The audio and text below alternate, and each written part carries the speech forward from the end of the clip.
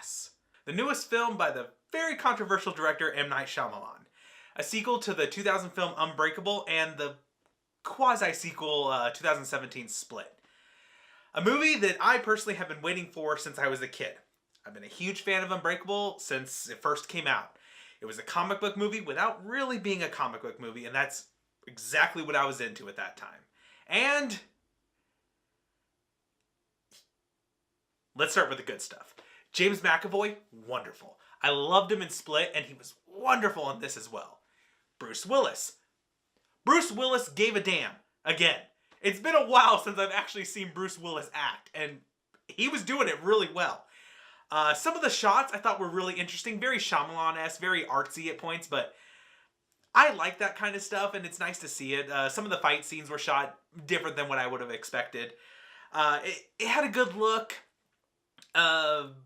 It has some interesting ideas. It has some very prolific things in that I really do like. The only problem is that I wish these prolific things and these characters were in a different movie. The bad. Unfortunately, I think I have to say Samuel L. Jackson. He had some good scenes. He had some really good scenes, but Samuel L. Jackson, I don't think gave a damn in this movie. And what do you expect when he has lines like, first name, Mr., last name, Glass? How did anyone write that and think it was a good idea? I'm sorry. He didn't do it for me. And for a movie called Glass, this is supposed to be, Samuel L. Jackson, Elijah Price's movie. And it just wasn't. And that's the big problem with this movie. It didn't know what it wanted to be. Was it a story about James McAvoy's character? Was it a story about David Dunn? Was it a story about Mr. Glass? It felt like they tried to do all three of them and give them all their right time, and yet it felt like none of them got to shine. This movie had very little purpose to exist. It reminds me a lot of The Dark Knight Rises, whereas Bruce Wayne had a very short career, almost no career as Batman. David Dunn was set up at the end of Unbreakable to be this superhero, to protect and serve and, be the best he can be, use his powers for good. I don't really feel like he did that. From this movie, it looks like he's been out doing this stuff for a little while, and yet it's like 20 years later. I don't see him having a career, because this guy is still being given names. This is what would have happened at the beginning of his career. So did he just start doing it again? It annoys me that we didn't get an epic career of David Dunn as the Overseer, or whatever he's called. It's disappointing that we didn't have Elijah Price as Mr. Glass testing David for all these years. Elijah Price works from the inside to test David Dunn constantly to make him better, better, and better. That's what I thought at the end of Unbreakable we were going to get.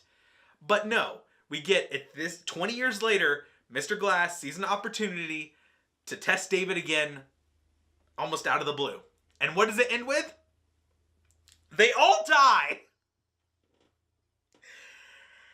And they all died for really no reason. The fact that all these characters died to serve the purpose of nothing. Why did these characters have to die? The whole point at the end of the film is, out of the blue, we get a revelation that this secret society that's been around for 10,000 years has been killing off superheroes and supervillains. So the world doesn't know about them. Out of nowhere, these people with 4-leaf clovers on their freaking wrists show up and kill these characters. Shyamalan! Calm down. This didn't need to be a big conspiracy. That didn't need to be the twist of the Unbreakable trilogy. Ugh. I did like the way this movie ended. I did like that the fact the world now knows that there are superheroes.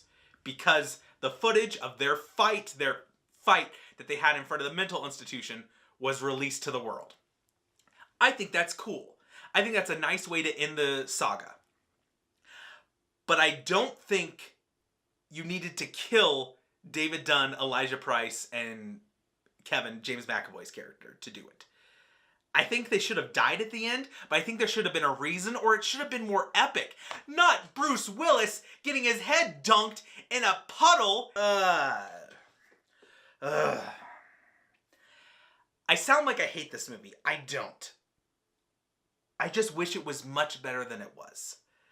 I feel like waiting 19 years has been a complete waste. And it really disappoints me. What was good was good. The acting was fun. The movie looked good.